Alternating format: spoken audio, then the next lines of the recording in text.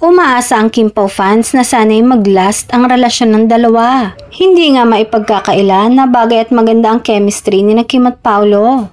Sana raw ay for good na ang relasyon ng dalawa, lalo pat 35 na si Kim habang 37 naman na si Paolo on May 13.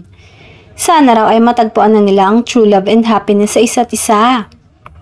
Before Paolo, Kim was in a long relationship with Sian Lim na tumagal ng 12 years. Pangmatagalan nga daw kasi kapag nakikipagrelasyon ng aktres kaya daw next time ay maglalas na ito. Samantala, ngayong araw ay nasa Cebu si Kim at Paolo para sa Chowking Mo Show.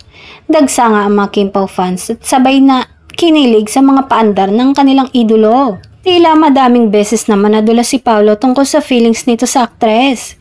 Kaya naman parang anytime may aamin na din umano ang dalawa sa kanilang real score. Bago ang Cebu ay kilig na kilig ang mga netizens sa bagong post ni Kim habang kasama nito si Paolo. Sa nasabing post ng aktres, makikitang nag-bike ride sila ni Paolo. Kompleto rin ang pang-bike na outfit ng dalawa.